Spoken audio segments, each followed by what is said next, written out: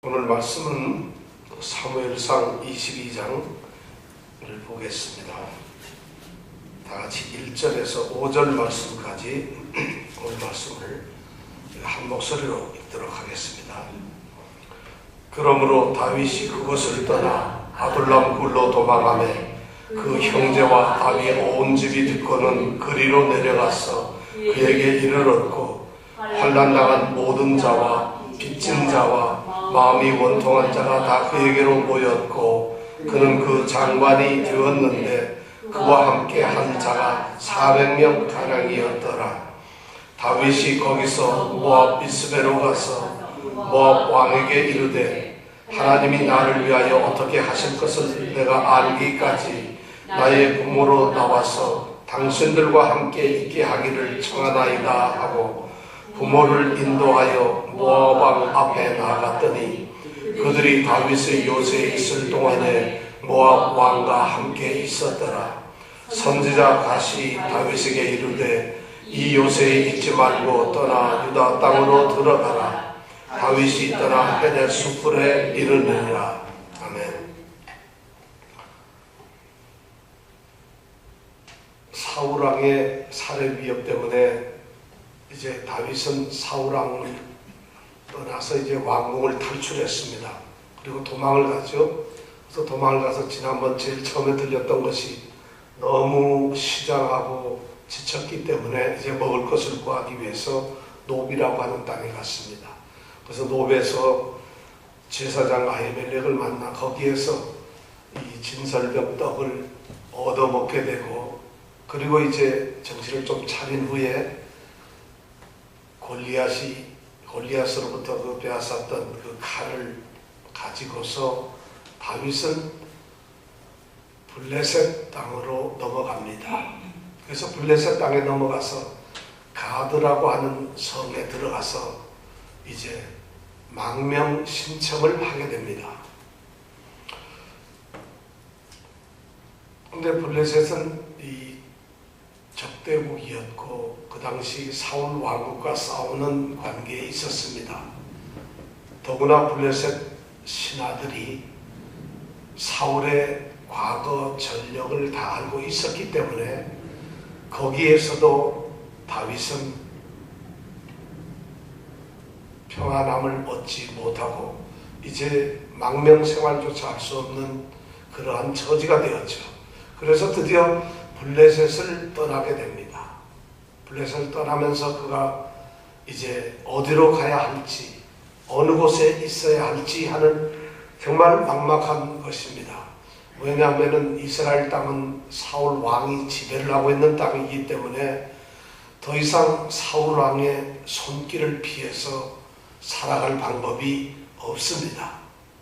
그래서 오늘 그 다음 블레셋에서 탈출해서 이제 그나마도 갈 곳이 없는 이 다윗이 간 곳이 바로 오늘 아둘람 굴이라고 하는 것입니다.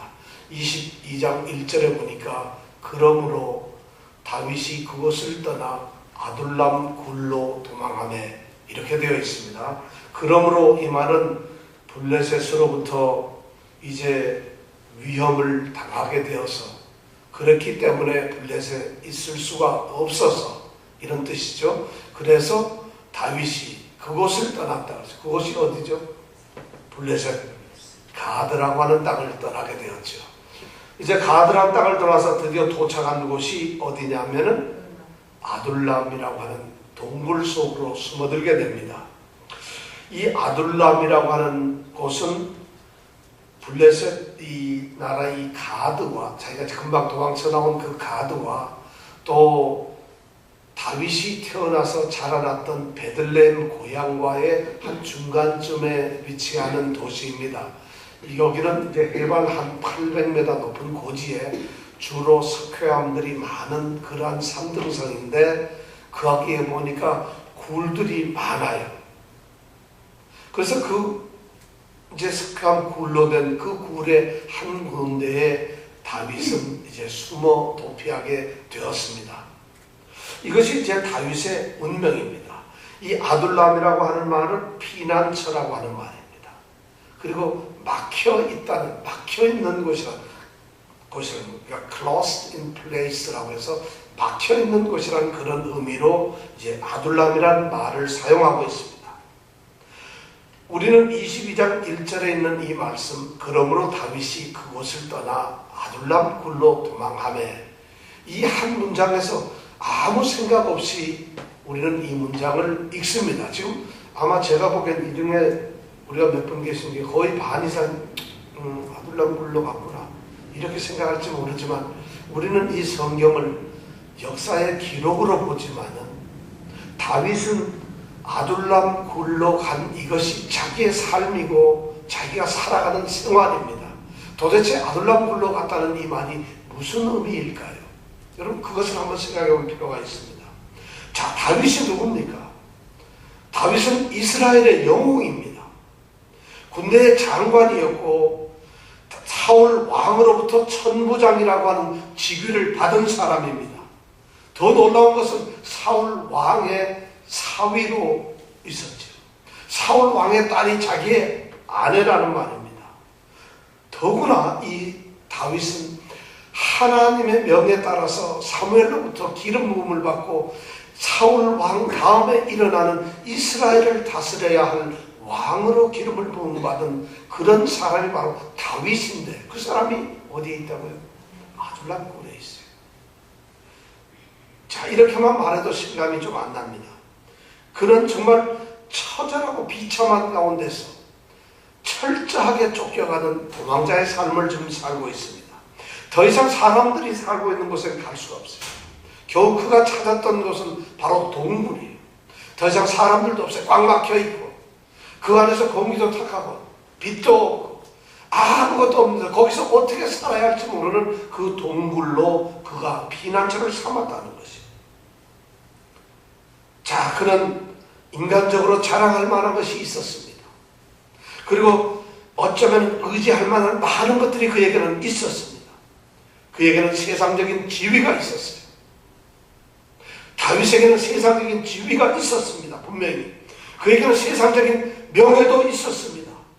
그는 세상에서 권력도 가지고 있었고 세상으로부터 그가 누릴 수 있는 부귀, 영화도 충분히 있었습니다. 그런 것을 다 잃어버렸어요. 아내도 잃어버렸습니다. 자기의 영적 스승이었던 사무엘조차도 이제 떠나고 없습니다. 그러한 생명같이 가장 사랑했던 친구 요나단도 떠나고 없습니다. 이제 모든 것을 다 잃어버렸어요. 한 인간이 이렇게 처절해질 수가 있을까요? 거기에다가 심지어 인간으로서, 한 사람으로서의 어떤 인간적인 품이나 인격이나 체면조차 잊어버리고 미친 채 하면서 침을 흘리고 미친 사람 노릇을 하면서 겨우 자기 목숨을 구해가지고 블레셋 땅을 도망 나왔던 그런 사람이 바로 누구냐면 다윗이에요. 여러분, 이 다윗의 인생을 한번 생각을 해보세요. 그럼 여러분들 조금만 한번 자존심 상해가지고 그냥 난리하는데 다윗의 이 삶을 보세요. 이런 사람이 지금 이 사람 나이가 몇 살이냐면 지금 기껏 해봐야 한 20살 정도 됐을까요? 자, 이 젊은 나이에 온 세상을 다 흔들 것 같았던 그 사람이 지금은 아무것도 nothing, 아무것도 아닌, 아무도 알아주지 않는 사람이 자기 몸 하나 의탁할 곳이 없어서 그 몸을 숨긴 곳이 뭐냐면 그냥 천연으로 된 자연 동굴 속에 들어가 있다. 이것이 다윗의 운명입니다. 지친 몸을 이끌고 가는 이 동굴, 바로 이 아둘람 동굴이에요. 피난처고 그의 유일한 피난처고 그가 더 이상 인생으로서 도망갈 수 없는 막다른 골목, 막힌 곳까지 그는 갔어요. 그것이 유일한 이 세상의 피난처인데 거기조차도 안심하지 못할 그런 사람입니다. 즉 다윗이 왕으로서 하나님의 기름 부음을 받고 하나님의 약속을 받고 축복을 받은 축복의 주인공인데 이런 현실로 떨어지고 말았다는 것이죠. 하나님을 섬기지 않아서 그랬을까요? 하나님이 안 계셔서 그러나요? 하나님이 다윗을 잊어버려서 그러신가요? 아니죠. 다윗의 운명은 이제 막혀있는 동굴로 들어갔습니다. 우리의 인생도 이렇게 되는 경우가 있을까요? 과연? 여러분 힘드세요? 여러분 굉장히 힘드시고 정말 지치세요. 여러분 다윗처럼 이렇게 하면 이렇게 처절한 자리에 한번 갈 수 있나요? 제가 다윗의 이 형편을 좀 잘못 설명을 했나요? 아직도? 생각을 해보세요. 왕국에 살던 사람이 도망갈 것도 없어요. 사람 사는 데는 갈 수가 없어요. 죽거든요. 그러니까 저 깊은 산속에 있는 동굴 속에 들어가서 혼자 살고 있어요. 어떻게 살고 있을까? 자, 이런 동굴 속에서 살고 있으면서, 아니 살아가면서 그의 삶은 이제 어떻게 될까요? 과연 이 아둘람 동굴에서 어떤 일이 일어나게 될까요? 하나님의 섭리는, 하나님이 돌보시면 정말 대단한 것 같아요. 지금 하나님께서는 그런 다윗을 기억하고 계세요. 지금 다윗을 훈련을 시키고 있다고 말씀을 하시는 거예요. 다윗을 좀 더 왕답게, 더 하나님의 마음에 쏙 드는 하나님의 사람으로 세우시기 위해서 지금 다윗을 그렇게 다듬어가고 있다는 거죠. 다윗이 그것을 알까요? 여러분 고난당하는데 하나님이 지금 나를 다듬어가고 있구나, 이렇게 생각이 드세요? 어떤 가장 처참한 상황에서 모든 것을 다 잃어버렸는데 그 상황에서 하나님을 찾을 수 있을까요? 이 다윗은 어떻게 될까요? 자, 아둘람 동굴에 있는 우리는 다윗의 모습을 한번 찾아보기를 원합니다. 시편 142편을 한번 읽어보시기 원합니다. 같이 읽겠습니다. 시편 142편 한번.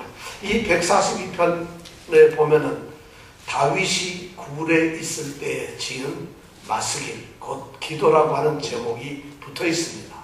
시편 142편은 다윗이 굴에 있을 때 어느 굴에 있었을까요?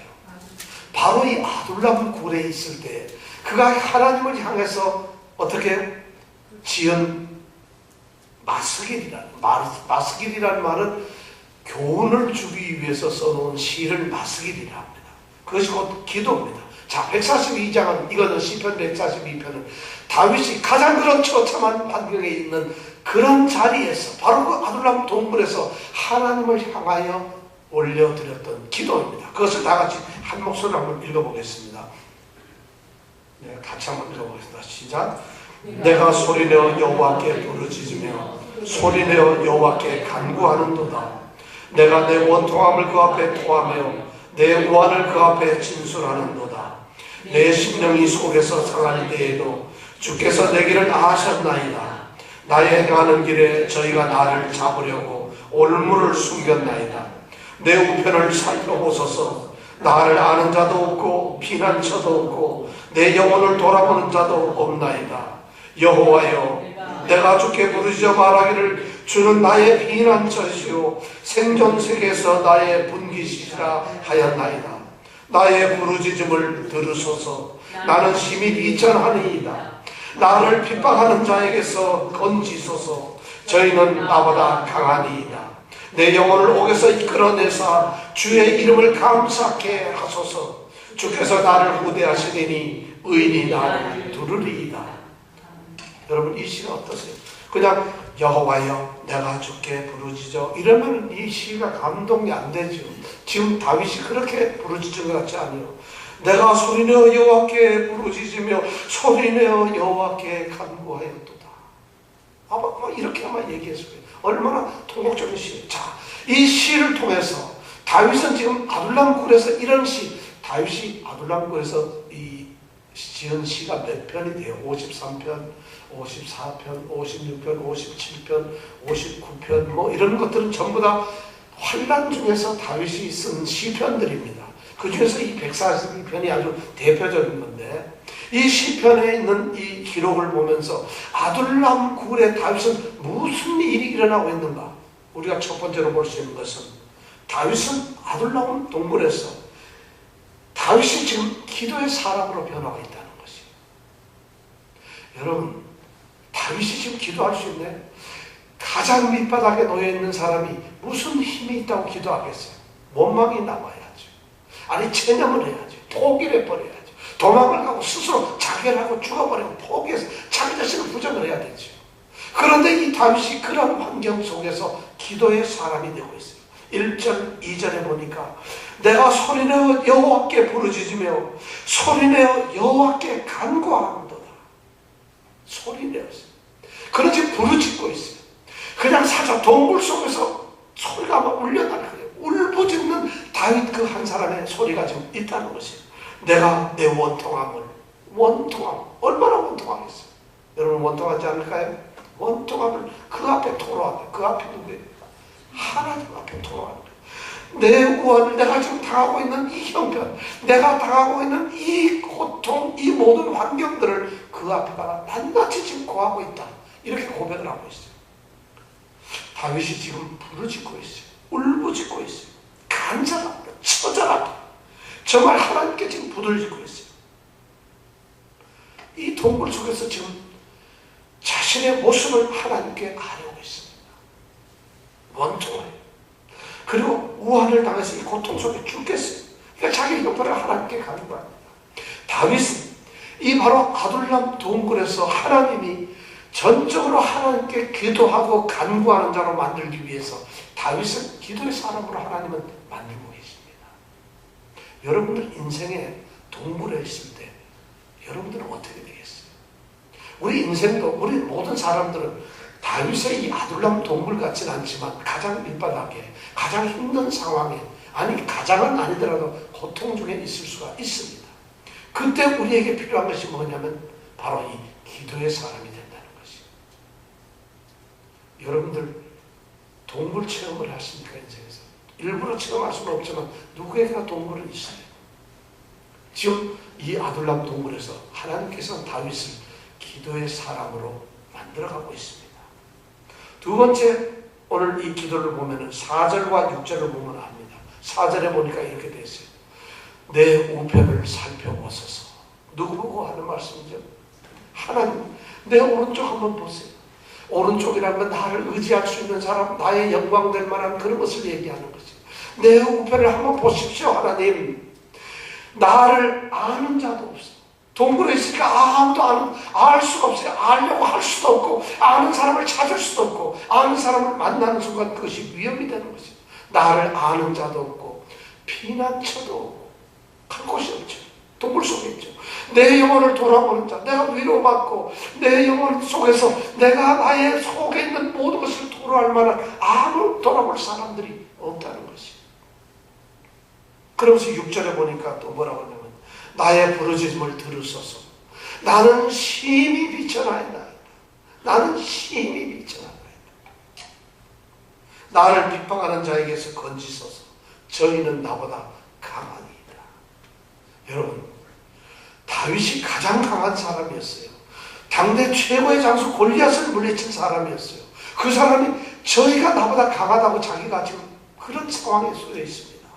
아니, 자기는 가장 높은 지위에서 사울보다 더 큰 명예를 가지고 있었던, 영광을 가지고 있었던 그런 다윗이 자기는 비천한 존재라고 이야기하고 있어요. 아는 사람도 없어요. 피난처도 없고, 자기의 영혼을 돌아보는 사람이 없다는 이런 처절한 자신의 모습을 고백하는 가장 겸손한 사람이 되어 있다는 것이죠. 겸손한 사람을 하나님께서는 지금 만들어가고 있어요. 다윗이 형통할 때 다윗의 삶을 막을 것이 아무것도 없었어요. 그냥 형통 그 자체로 정말 고속도로로 달리듯이 그의 삶은 대단한 삶을 살았어요. 전쟁에서도 이겼어요. 왕의 총애를 받고 백성들이 온통 환영을 합니다. 아니 적군들의 장수들까지도 자신을 흠모하고 존경합니다. 이것이 다윗의 명예였어요. 그리고 그렇게 살아가는 동안에 다윗의 눈에 비친 인생은 이제 약 한 20살 정도의 이 다윗의 눈에는 인생은 전부 다 무지개 빛이고, 무엇이든지 다 잘 되는 것 같고, 무엇이든지 다 성공할 것 같았고, 무엇이든지 자기는 다 이루어낼 수 있는 그런 능력 있는 사람인 걸로 생각할 수가 있었을 것이라는 겁니다. 그런데 하나님께서는 오늘 다윗을 다시 자신을 보게 만듭니다. 다시 자신의 모습을 되돌아보게 합니다. 다윗은 고백합니다. 아는 사람 피할 곳 없고 돌아볼 사람 없는 비천한 자고 가장 연약한 자가 되어 있다고 말합니다. 저는 이 시를 읽으면서 정말 우리가 다윗의 이런 걸 보면은 다윗보다 잘난 사람이 어디 있겠어요? 근데 우리 잘난 척하는 사람들 우리 주변에 많잖아요. 교만하고 내가 뭐 다 아는 척하고 내가 이런 사람들 있잖아요. 도대체 다윗보다 더 잘난 사람이 누가 있었겠어요? 그런데 이 다윗이 아둘람 동굴에 있을 때 그는 자신을 가장 밑으로 내려놓은 그런 훈련을 하게 된다는 것이에요. 겸손은 모든 것을 담을 수 있는 그릇입니다. 교만은 망해가는 패망의 선봉입니다. 우리는 아둘람 굴에서 이 교만을 떨쳐버리고 이 겸손을 배워야 합니다. 여러분, 우리가 인생의 동굴의 시기에 머물렀을 때, 우리가 동굴에 지금 살고 있다는 생각이 들 때 겸손하십시오. 겸손을 훈련하십시오. 정말 철저하게 겸손하십시오. 거기서 여러분들이 주장하고 잘난 척할 게 없어요. 나를 내세우면서 소리를 높일 것이 없어요. 겸손해지십시오. 자기를 그렇게 낮추는 자. 지금 다윗은 그 훈련을 겸손한 자로, 기도하는 사람, 겸손한 사람으로 좀 훈련을 받고 있어요. 세 번째, 이 다윗은 이 기도를 통해서 우리가 알 수 있는 것은 다윗은 하나님의 사람으로 바꿔가고 있다는 것이에요.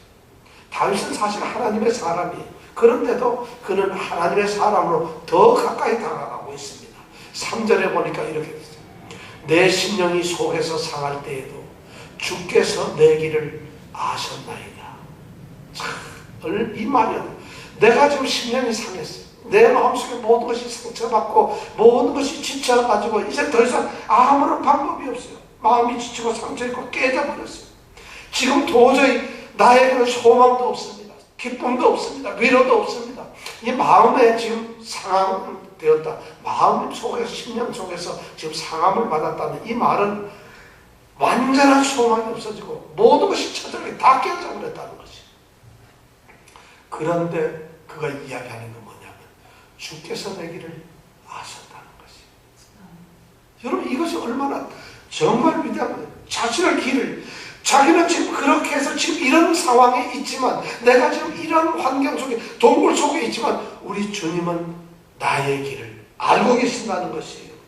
그분이 나를 인도하실 것이라는 것이에요. 그리고 그것을 고백합니다. 하나님의 섭리를, 하나님의 일하심을 보고 있다는 것이에요. 다윗은 실제로 지금까지도 하나님의 사람이었어요. 전적으로 하나님께 맡기는 사람이었지만은 그가 좋은 일이 있고 편한 일일 때 여러분 하나님 찾는 건 얼마든지 합니다. 우리가 뭐 좋은 일 생각하면 하나님 은혜야. 그 은혜가 너무 값싸요.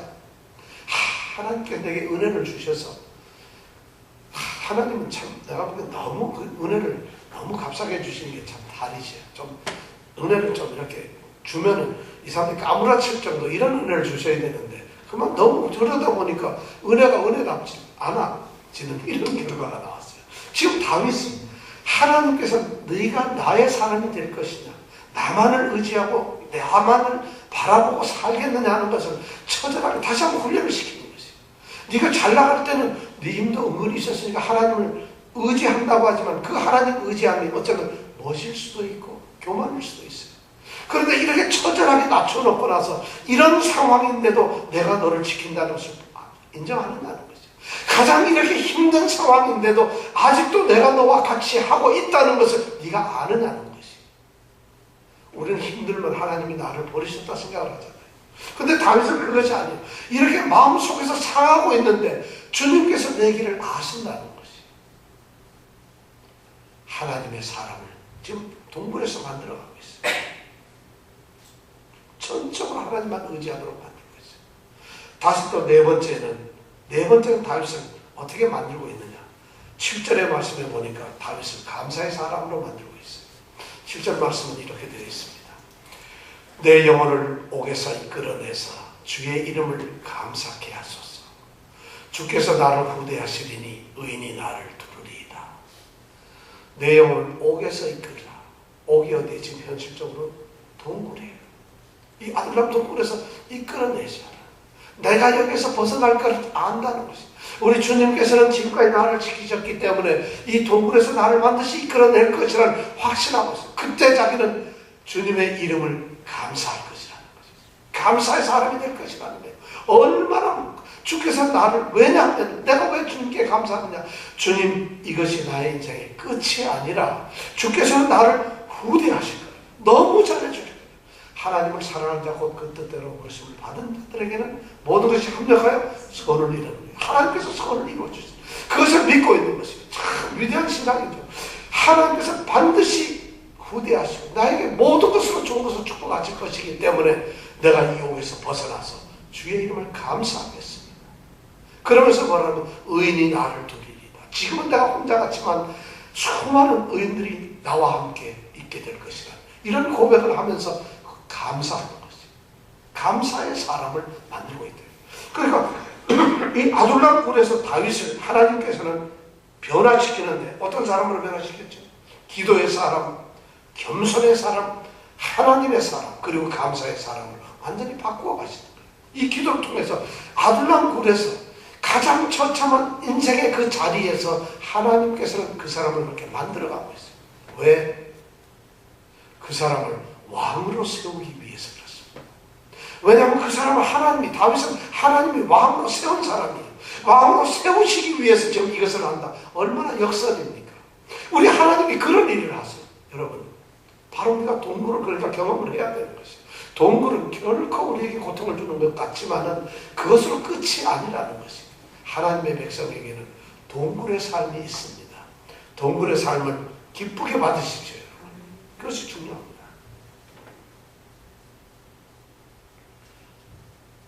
자, 이렇게 되다 보니까 이런 기도를 하는 가운데서 아마 다윗은 이 아둘람 굴에서 하루하루를 보내면서 수많은 시편을 쓴 걸로 봐서는 계속 기도하고 계속 하나님을 바라고 그리고 계속 하나님께 부르짖고 하나님의 때를 찾으면서 그는 아마 그 동굴에서 먹고 자고 쉬고 두려워하는 것이 아니라 오로지 하나님께 향해서 하나님께 부르짖었다는 것이 놀라운 역사가 일어납니다.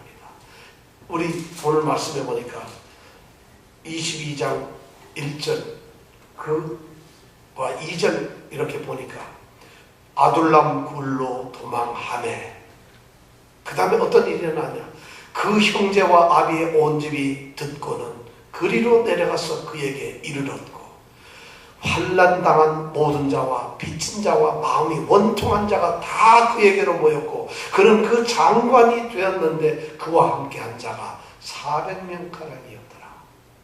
하나님은 드디어 하나님께서 다윗의 기도를 응답하시는 거예요. 다윗의 그 모든 것을 아시고는 하나님께서 드디어 사람들을 불러주셨어요. 야, 놀라운 일이 벌어지고 있어요. 자, 하나님께 기도한 이 다윗의 기도가 응답되는 게 바로 하나님께서 사람을 불러주는데 누구를 불러줬냐면 첫 번째 형제와 아비의 온 집이 소식을 들었어요. 다윗이 생각을 해보세요. 블레셋 가드에서 도망을 쳐가지고 아둘람 굴에 숨어 있는데 다윗이 거기에 숨었다는 것을 어떻게 알 수 있어요?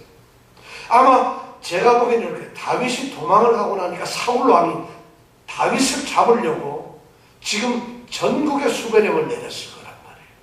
그러면 다윗의 가족들은 온전할까요? 지금 다윗이 저지른 이 죄명이 뭐죠? 이정근 집사님 뭐죠? 다윗이 무슨 죄를 저질렀죠? 성경책 읽어봐야 안 나옵니다. 이거는 얘기를 들어야 합니다. 지금 반역죄를 저지르고 있어요. 왕에게 지금 왕의 권위를 넘보고 있는 그런 반역죄로 사울 왕에게 비춰지고 있다. 그 반역, 이 영모죄를 저지른 그 가족을 어떻게 하겠어요? 사울 왕이 몰살을 하겠죠. 그러니까 지금 베들레헴에 있는 이새와 이새의 아내 그리고 형제들 몇 명? 7명이나 있잖아요. 그죠? 그 사람들이 지금 얼마나 두려웠겠어요. 그런데 다윗은 소식도 없어요. 다윗은 다윗대로 이 세상에 형제가 8명이나 되고 아버지 어머니가 있는데도 도망갈 곳이 없어서 굴 속에 있는데 그런 소문이 아마 가족에게 들려갔겠죠. 그렇죠. 왜냐하면 당대 최고의 이 장수인 다윗이 지금 이러니까 사람들이 입소문이라는 건 빨라요. 그러니까 그 부모님들이 그리고 형제들이 여기를 찾아온 것이 어디로? 아둘람의 동굴이 한두 개가 아닌데 그 동굴을 찾아서 다윗이 숨어있는 것을 찾아갔어요. 다윗의 그 감격 여러분 말하겠어요. 드디어 의인이 아까 시편 140편 제일 마지막에 주의 이름을 감사케 하소서 의인이 나를 두루리이다. 역사가 지금 일어나 있어요. 가족을 만나게 되는 일이 생겨났어요. 그 다음에 어떤 자들이 나타났어요. 환난당한 자, 빚진 자들은 마음이 원통한 자 자, 이런 사람들은 어떤 사람들이에요? 인생의 패배자들인가요? 인생의 쓰레기들인가요? 인생의 밑바닥에 있는 사람들인가요? 피해자들, 소외계층들, 가장 보잘것없는 버림받은 자들인가요? 이때까지 성경학자들은 그렇게 많이 얘기를 했어요. 또 그리고 많은 목사님들이 그런 것이, 그게 아둘람은 거룩한 교회인데 교회는 그렇게 상처받은 사람을 끌어안아야 된다 이렇게 말을 하고 설교를 했어요. 근데 저는 이 말씀을 가만히 생각해보니까 환난당한 자, 빚진 자, 그리고 마음이 원통한 자는 그런 사람도 있겠지만 전혀 제가 보기엔 그런 뜻이 아닌 것 같아요. 환난당했다는 이 말은 뭐냐면 괴롭힘을 받았다는 거죠. 굉장히 불이익을 받았고 핍박을 받았고 어떤 고통 속에서 자기가 굉장한 어떤 부당한 그런 압박을 받았다는 거죠. 그런 사람들이 뭐냐면, 이건 뭐냐면 사울이 학정을 통해서 아주 간악한 정치를 통해 가지고 많은 유력한 사람들을 압박을 한 것이, 이건 정치적인 망명가들이에요. 정치적으로 핍박을 입은 사람들이에요. 사회적으로, 정치 사회적으로 대단한 사람들이 사울이라고 하는 사람 때문에 마치 다윗처럼 이렇게 핍박을 받은 사람들이 있다는 거예요. 그런 사람들이 사울 왕의 그 학정을 피해서 다윗과 하나가 되기 위해서 어디로 갔다고요? 아둘람 굴로 갔다는 거죠. 지금 우리로 말하면 제야 세력들이 모인 것이죠. 민주 세력들이 모인 거고, 사회에서 정말 깨어있는 사회 지도자들이 사울의 이런 것은 안 되겠다고 생각을 하면서 다윗에게 물려온 것이에요. 두 번째, 빚진 자들이에요. 빚진 자들은 뭐예요? 경제적인 파탄자들이에요. 술 먹고 놀다가 그런 것이 아니에요. 흥청망청 쓰다 그런 것이. 적어도 제가 보기에 여기서 빚진 자라는 얘기는 아마 지방의 토호나 재정적으로 넉넉한 삶을 살고 있던 그런 부자들이었을 것 같아요. 경제인들이었을 것 같아요. 그 당시에. 그런데 사울 왕이 이미 사무엘이 지적했더니 너희가 왕을 세우면 세상의 왕과 똑같이 그가 너희를 박대하며 그가 너희를 핍박하며 그가 너희에게 모든 세를 받으며 이런 것이 그대로 이루어지는 것이. 그러니까 사울 왕이 아마 굉장한 세적으로 약탈을 하고 강탈을 했을 거라는 거예요. 그러니까 수많은 이 소위 경제인들이 경제가 안 돼요. 정치가 이렇게 하니까. 그러니까 모든 것을 뺏기고 나니까 경제가 파탄나니까 이런 빚진 자들이, 경제적 파탄자들이, 이런 경제적인 경제자들이, 많은 상공인들이 내가 보기에는 이 지금 다윗 왕이 죽은 거예요. 다윗에게. 그래서 그들이 이래가지고는 안 되겠습니다. 경제를 살립시다 해가지고 죽은 거예요. 다들. 저는 그렇게 해석을 하는데, 모르겠어요. 다른 분들은 그냥 빚쟁이들만 왔다 이러는데, 뭐, 글쎄요. 그런 의인을 두르리라는 말하고는 좀 맞지 않잖아요. 그 다음에 세 번째, 마음이 원통한 자. 마음이 원통한 자는 마음이 지금 상했어요. 마음에 너무 상처를 입고, 마음이 있잖아요. 지금 너무 힘들어하는 사람. 마음에 고통이 있는 사람들이에요. 마음에 원통한 자들이 어떤 사람이냐면, 이런 것이에요. 사회를 거룩하게 살려고 합니다. 그런데 사울이 정치하는 걸 보니까 이 사람이 얼마나 학정을 하는지 몰라요. 그리고 비정상적인 생각을 해보세요. 그가 우울증 환자 아니에요. 그러니까 정치적으로 엉뚱한 행동을 하는 거죠. 정치 결정도 그렇고 많은 것이 그래요. 요 다음에 나가보면 엉뚱한 사람을 죽이라 그럽니다. 근데 신하들이 아무도 안 죽여요. 왜냐하면 제사장을 죽이라 그러는데 신하들이 죽이질 않습니다. 이제 그런 일을 이 사울왕이 하니까 아주 비정상적이고 비도덕적인 이런 일을 합니다. 거기다 더 중요한 것은 영적으로, 종교적으로 보면은 이 사람은 하나님의 나라, 지금 이스라엘이 하늘나라, 하나님의 나라 백성들이고 하나님의 나라입니다. 신적인 왕국이에요. 하나님의 통치를 해야 될 사울 왕이 하나님의 말씀을 완전히 떠나 있어요. 그러니까 하나님과 적대적으로 대적을 하고 있고 하나님의 사람들을 무시하고 그리고 하나님과 완전히 정면 충돌하는 반신국적인 행동을 지금 하고 있다는 것이에요. 그런 데서 영적으로 상처를 받았던, 영적으로 비분관계했던, 그리고 영적으로 너무 갈등을 겪는 그런, 정말 세상이 이러면 안 되죠. 세상이 이렇게 썩어가면 안 되죠. 세상이 이렇게 타락되면 안 되죠 하고 정말 세상을 해도 울부짖던, 사울을 향해서 울부짖던 그런 사회 지도층 인사들, 제사장이나 선지자 이런 사람들이, 그런 사람들이 왔다는 것이에요. 그러니까 지금 여기에 모인 사람들은 다 제가 보기에는 세상에서 별 볼 일 없는 사람들이 아니라 정말 대단한 사람들이 모였어요. 사울이 하나님의 뜻을 거스려가지고 비행을 저지르는, 그래서 타락하는 그런 사울 왕국에서 더 이상 소망이 없다. 그들은 상처를 받았어요. 자, 그렇다면 어떻게 해야 되냐? 장차 새롭게 이스라엘을 새롭게 세워야 하는 왕으로 부르심을 받은 그 다윗과 함께 그의 고난에 함께 참여하면서 그와 함께 새로운 왕국을 세워보려고 하는 큰 꿈을 가진 사람들이 아둘람굴에 모였다는 것입니다. 이것이 제가 보기엔 성경적으로 맞아요. 그래야만 142편에 나와 있는 의인이 너를 두르리라는 이 말씀이 성립이 되는 것이에요.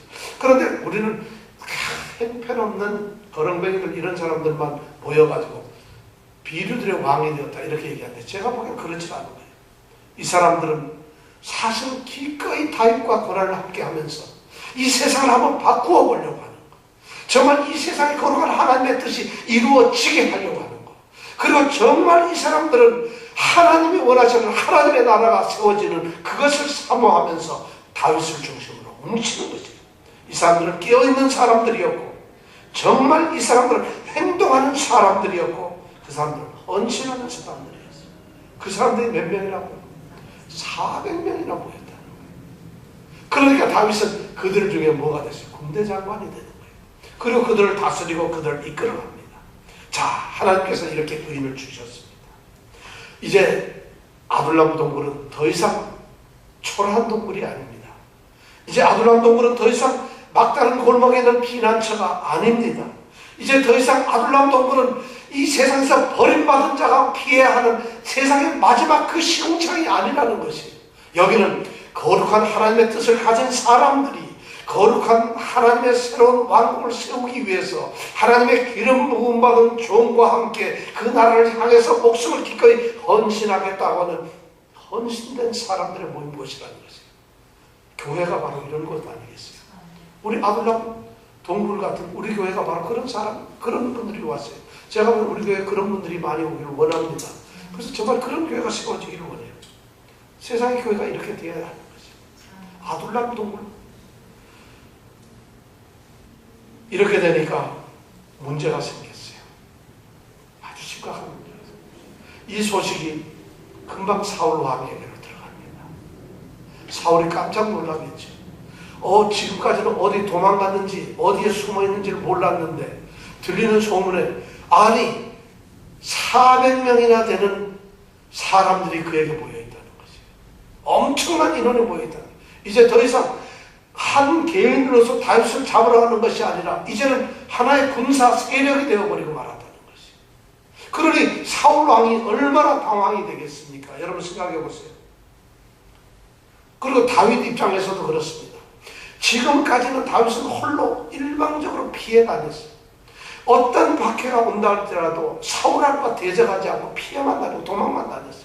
그의 마음속에는 하나님의 기름 부음을 받은 사울왕과 어떻게 하든지 화해하고 그에게 순종하면서 그를 섬기는 이것이 그의 마음에 있었어요.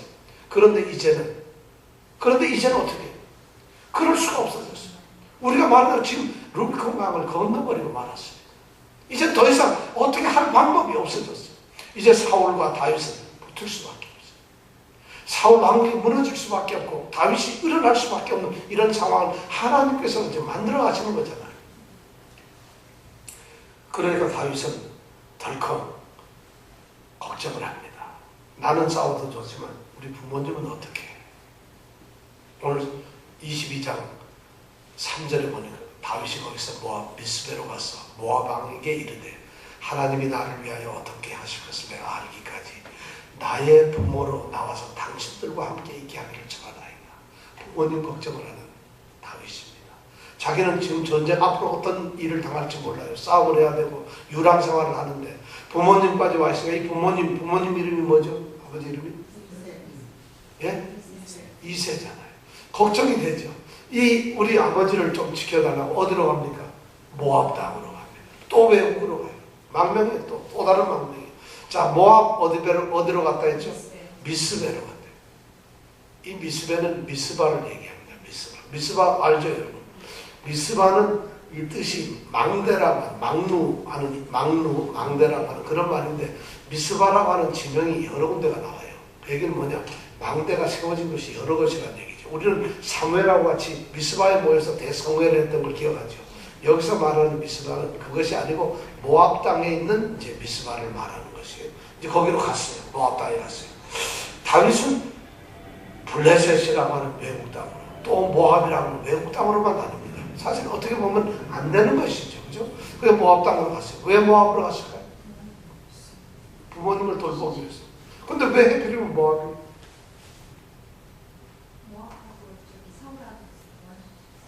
모압하고 사울이 싸우는 원수지간이니까 거기 가면은 좀 환영받을 수 있고 적국의 대장이 왔으니까 좀 좋을 것 같아. 지금 현재 모압하고 진짜 싸우고 있어요. 사실 그런 것도 있지만은 더 중요한 것은 이 다윗 왕의 할머니, 자기 부모의 어머니, 이세의 어머니가 누구죠? 루시. 루시 어디 사람이에요? 모압 사람. 그러니까 이세가 간다는 것은, 이세는 누구랑 가는 거예요? 어머니, 자기 어머니 루시 바로 모압 사람이거든요. 그러니까 지금 이때는 루시 살아있을까요? 안 살아있을까요? 나이로 봐서는, 왜냐하면 다윗이 손자라고 한다면요. 아니죠. 증손자지요. 증손자라면 살아있을 만할까요? 옛날 이 수명으로 보면 어쩌면 살아있을지 몰라요. 어떻게 그 말이 안 믿어집니까? 그럴 수가 있다는 것이죠. 그러니까 모압 땅에 가면, 아직도 모압에 가면은 예를 들어서 이세가 와서 우리 할머니가 루시예요 이러면은 바로 환영할 수밖에 없을 거라는 것이죠. 그래서 아마 이 모압 땅으로 갔을 거예요. 그러니까 모압 왕이 그렇지 않아도 환영을 합니다. 그래서 거기에다가 이제 환영을 하니까 거기에다가 이제 맡기게 되는 것이죠. 자, 그래서 부모님을 맡기고, 그것뿐만 아니라 이 모압 왕이 다윗에게 당신 여기 있지 말고 요새를 하나 내줍니다. 오늘 성경 말씀해 보니까 그래요. 4절에 보니까 부모를 인하여 모압 왕 앞에 내려갔더니 그들이 다윗의 요새에 있을 동안에 모압 왕과 함께 있었더라. 다윗이 요새에 있었다는 것은 아둘람 굴러 갔다는 것이 아니라 지금 모압 땅 안에서 있는 요새를 갖다 아주 좋은 지역을 이 모압 왕이 다윗에게 하사라고, 너도 여기 살아라. 부모도 내가 돌보겠다. 그래서 이제 부모는 왕궁에서, 그리고 이 다윗은 요새에서 누구들과 400명의 군대들과 함께 있는 것이에요. 그렇게 살고 있어요. 자, 그러니까 이제 다윗은 더 이상 걱정거리도 없고 편안합니다. 그런데 오늘 말씀은 거기서 끝난 게 아니에요.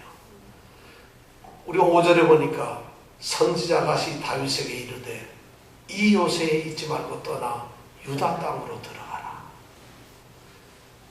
깜짝 놀라요. 갓이라고 하는 선지자가 나타납니다. 이 갓 선지자는 대단한 선지자예요. 여기서 지금 놀라운 것은 다윗에게는 지금 하나님께서 같이 하시기 위해서 하나님의 사람을 계속 붙이시는 거예요. 그러니까 이 갓이라고 하는 선지자를 지금 붙입니다. 이 갓은 얼마나 나중에 다윗 왕국이 세워지고 난 다음에도 굉장히 다윗이 인구 조사를 하니까 말이죠. 다윗에 가서 따집니다. 하나님의 뜻을 거스르지 마라. 사무엘하 24장인가요? 거기 가면 바로 따집니다. 이런 짓 하지 말라. 그러면서 재앙을 3개를 얘기하는데 골라라. 이런 일을 가시요. 그러니까 다윗이 왕을 되고 나서 왕국을 세우면은 끊임없이 돌볼 수 있는 이런 사람들을 지금 하나님께서는 여기서도 붙여주시는 거예요. 어쩌면 갓은 이 마음이 원통한 자 중에 하나였을지도 모르는 거예요. 그런 사람한테 붙여줘서 그게 갓이 얘기하는 거예요. 이 요새를 떠나라는 것이에요. 그리고 유다 땅으로 들어가라는 것이에요. 왜 그럴까요? 다윗은 지금 이 요새에 모압 땅에 있어야 해서는 안 되는 사람이라는 것이에요. 다윗이 지금 평안해지니까 부모를 모시게 되고 400명이 요새 안에서 평안이 있게 되니까 다윗은 자기 꿈을 잃어버리는 거예요. 다윗은 지금 하나님의 기름을 받은 모압의 왕이 아니라 다윗의 왕이에요. 다윗이 있어야 될 곳은 모압의 요새가 아니고 그가 핍박을 받더라도, 그가 죽음을 당하더라도 그가 있어야 될 곳은 바로 유다 땅이라는 것이에요. 그러니까 이 갓 선지자가 너는 이 요새에 있지 말고 유다 땅으로 들어가라는 거예요. 유다 땅으로 들어가라.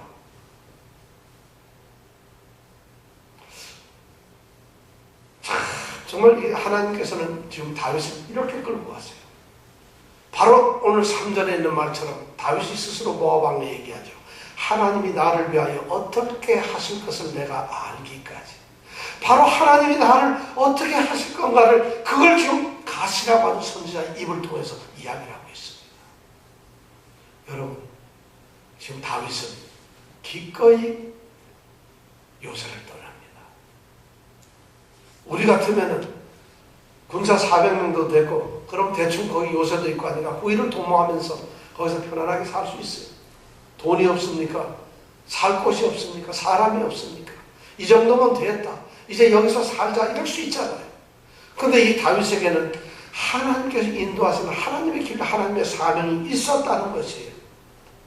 그래서 다윗은 그 선지자의 말을 듣고 어디로 들어가냐? 헤렛 수풀로 들어가요.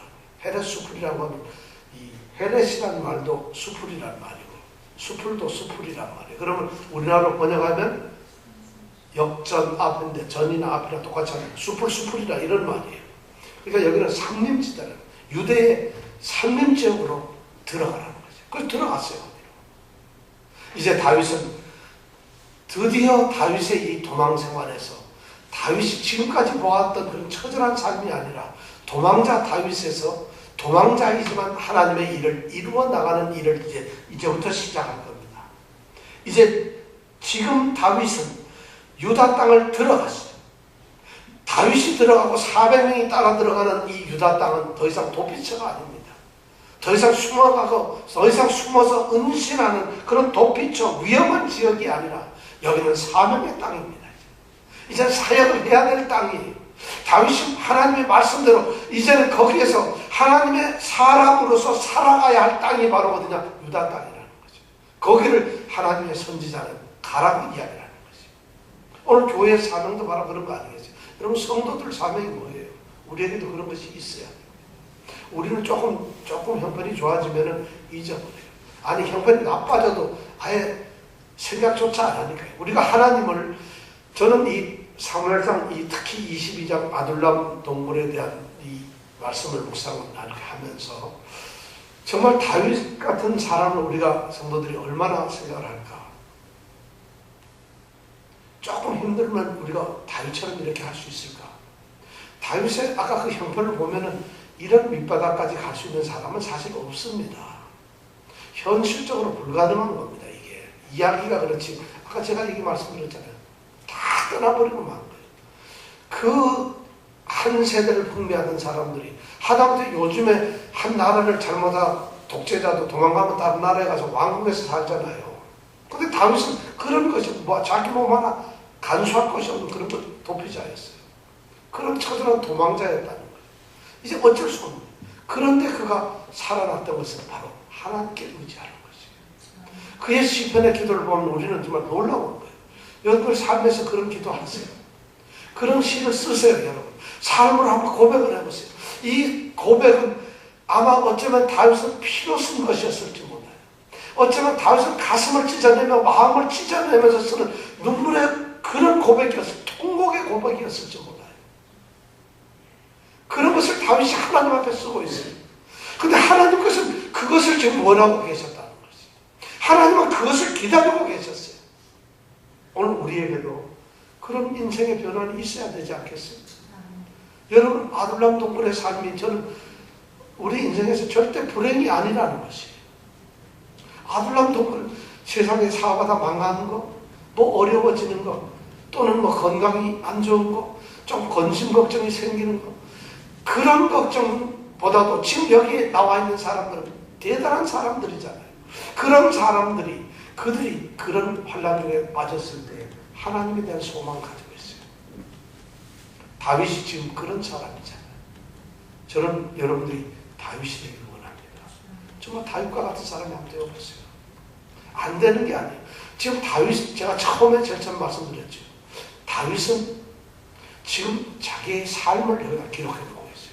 우리는 역사의 기록으로서 이런 일이 있었구나 하지만 다윗은 지금 이 순간 목숨의 위험함을 느끼는 생활을 하고 있는 것이에요. 다윗은 지금 이것이 자기의 인생이고 자기가 살아가는 삶의 자리예요. 그냥. 그런데 우리는 이것을 너무 쉽게 생각하고 우리의 믿음이 도전을 받지 못해요. 아둘람 동물의 삶을, 이 삶의 속에서 일어나는 다윗을 여러분 보시기 원합니다. 정말 그런 믿음의 사람이 되기를 원합니다. 우리 교회가 그런 교회가 되기를 원합니다. 정말 이렇게 환난당한 자, 빚진 자, 마음이 원통한 자, 정말 거룩한 사명감에 의해서 그 사명감 때문에 비분 관계에서 비통하고 정말 안타깝고 그렇게 한번 삶을 바꿔보고 싶고 그렇게 하면 하나님의 거룩한 나라를 정말 세워보려고 하는 그런 사울의 못된 것을 보면서 통분하던 사람들이 모였던 곳 아둘람 동굴이에요. 우리 교회가 바로 그런 것이 되길 원합니다. 우리 성도들이 바로 그런 거룩한 분노를 느끼세요. 정말 거룩하게 한번 분노를 느껴보세요. 세상이 이렇게 악해지고 세상이 타락하고 세상에 하나님의 말씀이 땅에 떨어져 버리고 하나님의 백성들이 백성답지 않게 살아가는 이러한 처참 손가락질을 받고 하나님의 이름을 모독하는 이러한 상황에서 우리 예수님의 교회가 거룩한 아둘람 동굴이 되기를 원합니다. 우리는 독도행전을 통해서 정말 그런 역사가 일어나기를 원합니다. 그래서 정말 뉴욕에서 하나님이 세우시는 아둘람 동굴이 되기를 원합니다. 한 사람 한 사람들이 다윗과 같은 인물이 되기를 원합니다.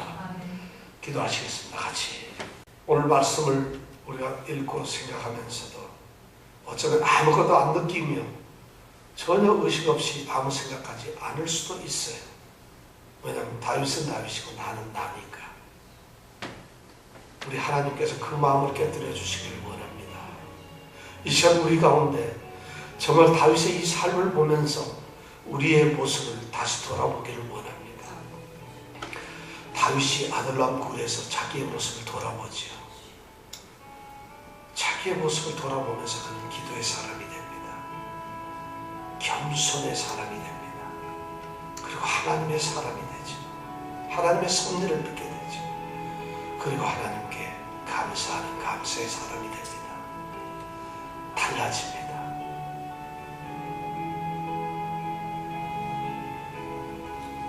우리도 달라져야 되길 원합니다. 달라져야 합니다.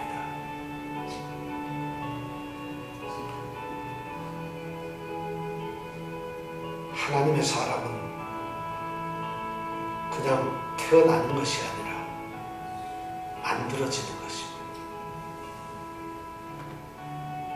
하나님의 거룩한 백성들은 그냥 태어나는 것이 아니라 다듬어지고 빚어지는 것입니다.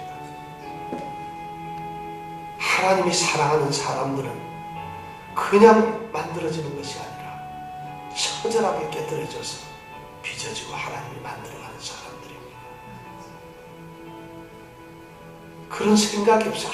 아무 생각이 없어요. 찔림도 없고 우리에게 그런 아픔이 없어요.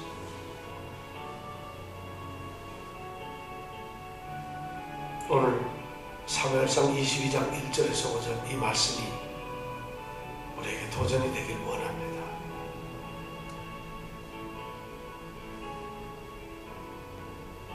지금 다윗은 먹고 마실 것조차 없어요. 잘 것조차 없어요. 그런데 그것이 그에게 가장 큰 문제가 아니었습니다. 그것이 그에게 지금 가장 큰 당면 해결해야 될 그런 것이 아니었어요. 그의 기도의 제목도 아니었어요. 그가 마음속에 두고 있는 그의 생각도 아니었어요.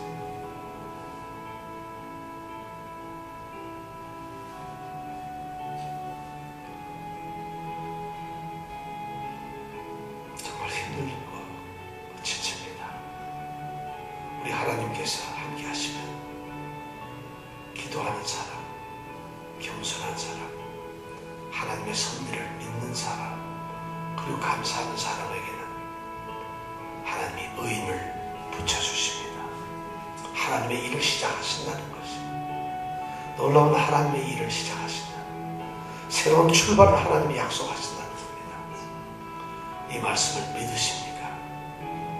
오늘 성경에 있는 말씀입니다. 말씀을 생각하면서 우리가 함께 기도하겠습니다. 지금 이 시간 다윗의 기도처럼 한번 기도해 주시기 원합니다.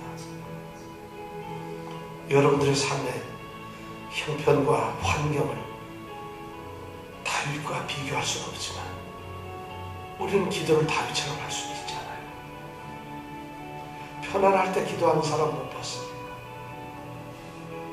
힘들어지니까 하나님을 찾아요. 어쩌면 힘들어지는 것은 하나님을 찾는 기회일지 모릅니다. 이 시간은 우리가 간절히 하나님께 한번 기도하시겠습니다. 특별히 이번 독도행전을 통해서 우리 성도들이, 우리 교회가 아둘람 동굴에 기적이 일어나는 역사가 있기를 원합니다. 우리 교회가 그렇게 달라지기를 원합니다. 성도들도 교회도 달라져서. 그래서 정말 이곳에 환난 당한 모든 자들과 빚진 자들과 마음이 원통한 자들이 모이기를 원합니다. 의인들이 모이기를 원합니다. 상처받은 사람들이 모이기를 원합니다. 함께 기도합니다.